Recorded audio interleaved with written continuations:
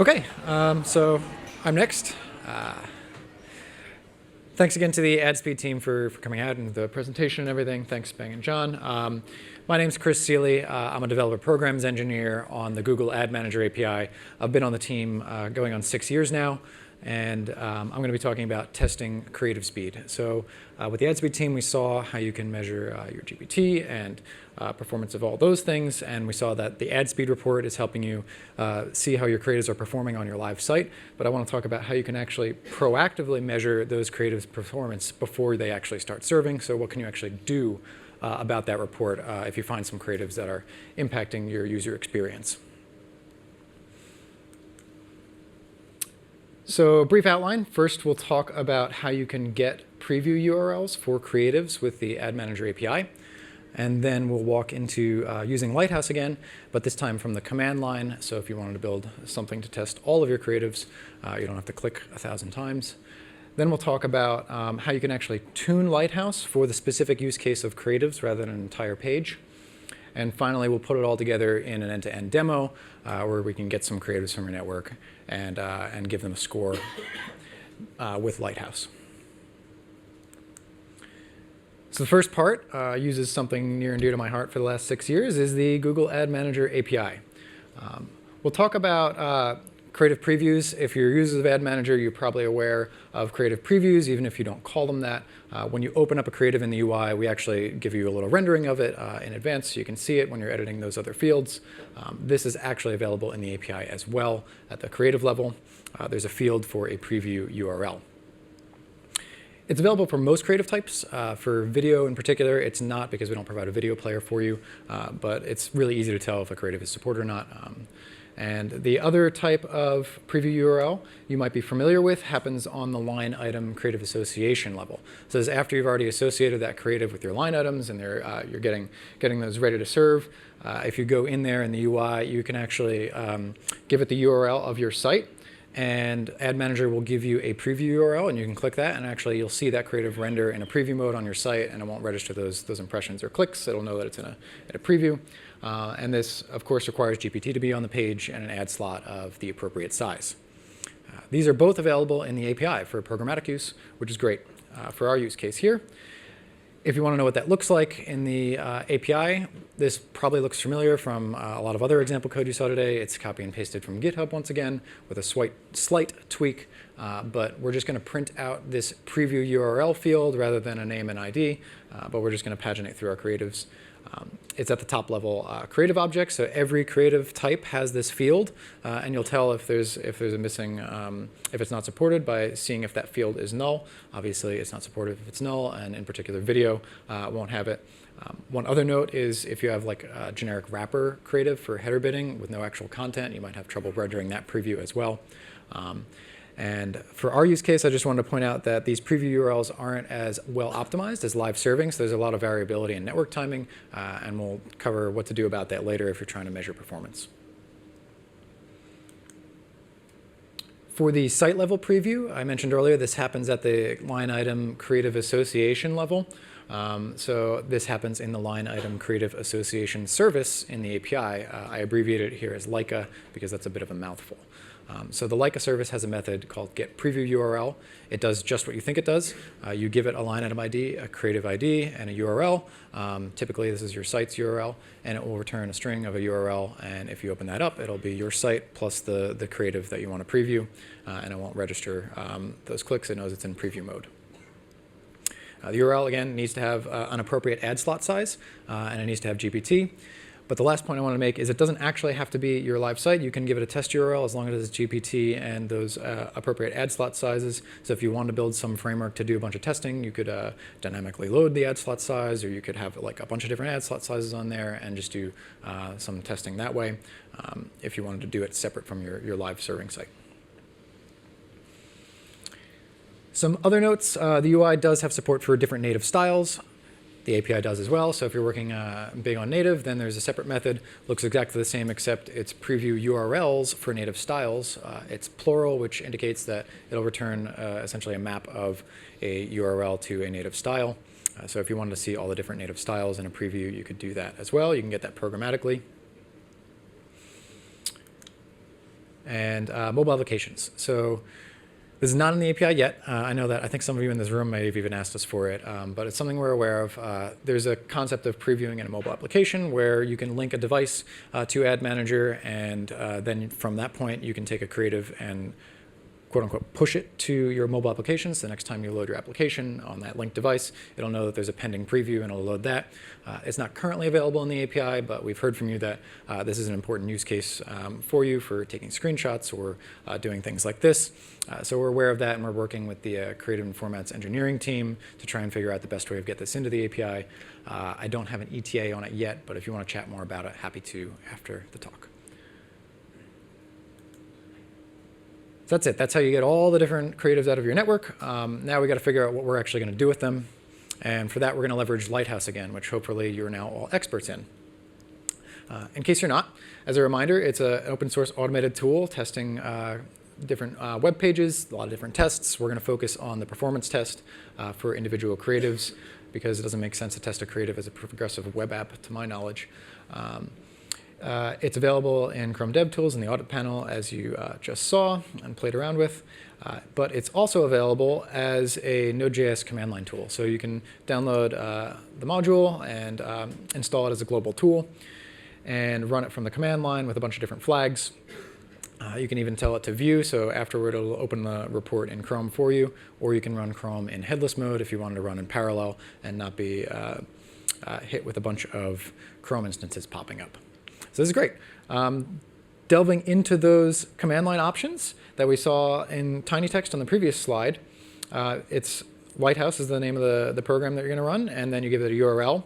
You can say to be quiet, so you only get error messages. You can pass the view flag if you want to view that report immediately in Chrome, or you can just output to a JSON file. You can pass those Chrome flags for headless, which is great. You can specify that we only want to do the performance testing if we're looking at creatives in particular. And there's this throttling method that I did want to call out. Similar to the other tools John was talking about, Lighthouse actually does have the capability of throttling your connection and simulating a slow connection, whether that's a 3G connection or a slow 4G connection. It'll like sort of inject latency and limit your bandwidth, so you can see what the user experience is more realistic. We don't all have Google Wi-Fi everywhere. And this is actually the default throttling method. I just wanted to put it here to call out that this is a capability of Lighthouse. And the last bit is going to be the important part for us because we're tuning for individual creatives, not whole websites. You can pass a custom config file, and that will let you control exactly what Lighthouse thinks is a good and bad score. And we'll get more into that coming up in tuning to your tastes. The important message I want to drive home here is that a single creative should be fast. Out of the box, Lighthouse is looking to test an entire page, so it's expecting that there's content, there's interactive scripts, there's CSS, and there's ads. It's not expecting you to be testing one component of the page, so we're going to need to do something to tweak that, right? So maybe on your 3G connection, and if you get the first contentful paint in 3.5 seconds for your entire page, Lighthouse says, all right, that's pretty reasonable. We'll give you a score of 91 for that. The scores are in percentiles, by the way, so this is like 91st percentile. But for those same numbers, for that same 3.5 seconds, if we're loading a single ad, we want to tell Lighthouse that's not so great a score because we haven't loaded the content. We haven't loaded everything else. That ad itself just took 3.4 seconds, so we want it to be a pretty bad score of like 17 instead. So that's the goal here, and the way we're going to do it is through that config file. And thankfully, the ad speed team actually put together a nice starting point config file for you. So if you're totally lost or don't know what's a good or a bad score, we made this available to you. There's a link at the bottom as a GitHub gist. I don't expect you to go to it now, but you can check it in the slides later. And that has a bunch of audits that they've optimized for testing creatives in particular rather than entire pages. So I'm just going to gray out some of the boilerplate so we can look at the actual bit here. The general idea in the configuration is you're going to have this array of different audits. So each one of these tests that it's essentially doing is going to be an audit. So you can override the default settings in that audits array in the config for each one of these. So if we want to look at first contentful paint, we can override. We have two dials that we can essentially turn here when we're tweaking the score. The score PODR is the first one, and the second one is score median. Let's talk about that one because it's a little easier than PODR. A median means the median, so it's essentially what the 50th percentile is, and the number here is milliseconds. So what we're effectively saying is we want our median value to be 600 milliseconds, which means that generally anything slower than the 600 milliseconds we're going to consider to be a bad score, right? It's by definition in the lower 50th percentile, so half of all creatives are going to be faster than that. The second one is this score PODR. It's the point of diminishing returns, and that's what we're going to use for the other lever, which is essentially what we're going to call our good score. So we're going to say if it loads in 300 milliseconds or less, then that's going to be what we want to consider a good score, and anything above that is sort of diminishing returns for optimizing further. If you want to know more about how Lighthouse actually does these scores and actually see a graph of what these mean, there's also a link here that the Lighthouse team has put together just to help you understand what these scores are. It's probably helpful to look at that and those scoring. Or if you just want to get started and get a high-level picture, you can use the out-of-the-box configuration that the AdSpeed team put together instead of the default Lighthouse configuration. Everybody still with me? I know it's a big wall of text here. All right. So let's go back to talking about network timing. As I mentioned earlier, the preview URLs aren't as optimized as live serving. So that means the network timing is highly variable. So if you run these tests on these creatives, if you run Lighthouse multiple times, you get wildly different numbers. One way you could approach that is taking an average or a median or the statistical measure of your choice. The other option is you could host those locally to sort of eliminate that variability entirely. And that's the option that I went with in my demo. So the idea here is after we get that preview URL, we're actually going to download the contents of that URL, save the HTML file of our creative, and run a local HTTP server instead of trying to connect to that preview URL in our test. We're going to connect to our local host for our test. If you are more interested in this network timing stuff, there's also a feature of Lighthouse that they call budgets, where you can actually set a budget of, okay, I want my max payload size to be say, like 600 kilobytes, and I want to have a maximum number of like 6 requests. And if you go over that, it'll give you those separate audits for that and say like, oh, you're over what you've budgeted for your request count, you're over what you've budgeted for your payload size. So if you want to like look at how your creatives look in terms of payload size, you can do that as well with Lighthouse. The last gotcha that I want to talk about is out-of-process iframes. So if you're not familiar with out-of-process iframes, they're an iframe that, as their name might suggest, doesn't run on the main process. They run in a separate process. And this is normally fine, but Lighthouse looks for some of their metrics from the main thread, and these iframes aren't on the main thread. So some of your creatives might actually be, when you open up, if you were to actually look at the HTML, it's just a single iframe that's out of process, and there's no actual content. So Lighthouse doesn't like that. It doesn't have any content to check for first contentful paint, so you get an error. The AdSpeed team is actually working to improve Lighthouse and support this exact use case for testing individual creatives. So they've got a pull request out with the Lighthouse team. It's not merged yet, but it's a flag that you can add to say, consider the timing of out-of-process iframes. So this might not impact you very much if you don't have a lot of creatives that meet this definition, but if you get a lot of no FCP errors, no first contentful paint errors from Lighthouse, if you're trying this out, then you might want to look at that pull request and possibly run Lighthouse from that branch, or just wait until it gets merged back into Lighthouse proper. Okay, so now we know basically all the pieces that we need. How do we put it all together into an end-to-end test to see how our creatives look? Well, the general workflow is going to be to read all the creatives using the Ad Manager API, and we're going to download their contents and save them locally. And we're going to start an HTTP server to serve those files, and we're going to run Lighthouse against that HTTP server, and with our custom configuration to say to tune it for creatives in particular rather than a whole site. So this looks really similar to the code that I mentioned earlier, that I had up earlier. The only difference is instead of just printing, I'm using URLlib, and URLlib is going to download that creative preview URL to a file with the creative ID as the name of that file, .html. So now in this local directory, we're going to have a bunch of HTML files, which means that we can serve them. I just put a note over there that if you are messing around with this, third-party creatives are probably a good starting point because they contain arbitrary code, they can load other resources, they have the capability of getting large fast and having a slow performance time very easily, so they might be a good starting point to investigate. And that's what the demo does later. So the next step is starting our HTTP server. So now we're in a directory and we have all of our HTML files sitting there. So what we need to do is start a local server.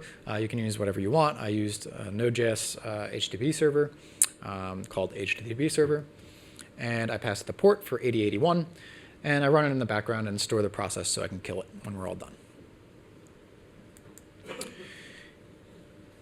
This is a bit of a mouthful, but it's not too bad if we break it down. We're going to list all the HTML files, and we're going to pipe that into xargs. So that means that each line that we list out is going to be passed as an argument to this xargs function. And xargs will just take that and substitute those curly braces for whatever that line was. So xargs is going to run Lighthouse, and the URL is going to be our local server on 8081. And those curly braces will be replaced with each one of those HTML files. And we're going to pass our parameters. We're going to say we want errors only, and we want our output to be a JSON file. And we're going to put that JSON file as just the input file with a JSON appended to it. And we're going to pass our custom configuration file, and we're going to run in headless mode because we don't want a bunch of Chrome instances popping up nonstop. The cool thing about xargs is if you want to run this in parallel, really easy. You just pass a p flag, and now we're going to have 4 Chrome processes running at once and running Lighthouse. And you can dial that up or dial that down. And the coming soon bit is this Pierce iframes flag. So if we want to use that tool that is still in that pending pull request, this is the flag that we're going to add to Lighthouse so that it actually looks into those out of process iframes and considers their timing when we're judging the performance. And then when we're all done, it's just going to print out a bunch of JSON files. So Lighthouse can output JSON files with all of the results, and you can parse those and look at all the different metrics and the overall score, or you can open that up in Chrome and see the report in a user-friendly way. But if you're running 500, 1,000 creatives through this and you want to do some sort of analysis on how they performed, you have machine-readable JSON files as your output. All right, everybody with me? Because now we're going to go into a try-it-yourself portion on this URL.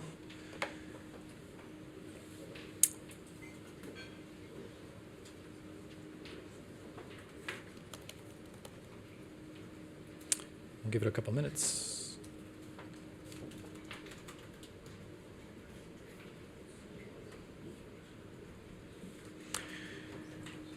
So we're going to use Colab, which we used earlier, and hopefully you're all experts again in now. I don't expect you to go through this whole thing. It's more of a here you can try this out at home later. I can walk through what the general idea is, but the code looks a lot like those slides. So if we want to switch to the laptop when you get a second. Cool. All right, let's make this big.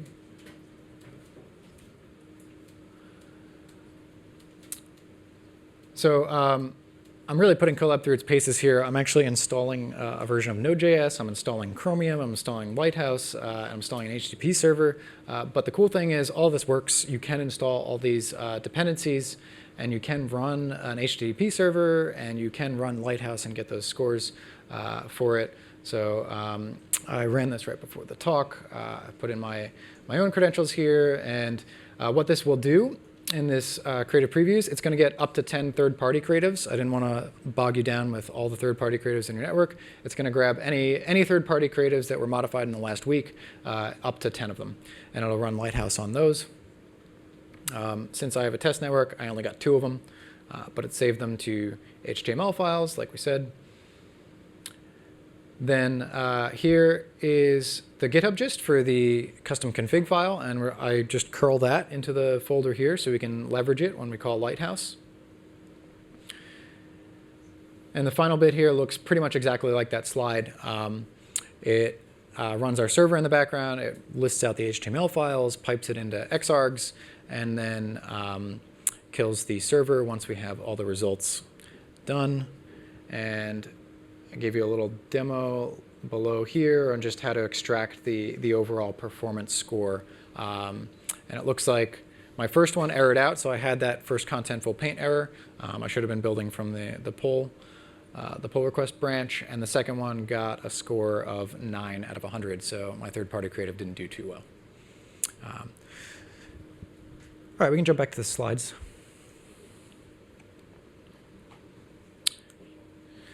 All right, so in summary, the Ad Manager API lets you grab all of your creatives programmatically, so you can get preview URLs, whether that's an individual creative or if you want to preview it on a site.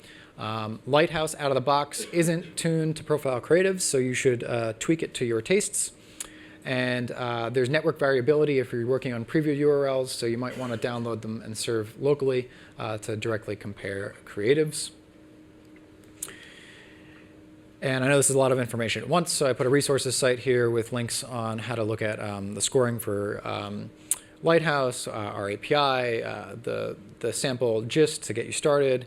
If you run into anything else that is not covered here, you can always email us. It's admanagerapi-support, and we'll be happy to help you out. All right. Thanks.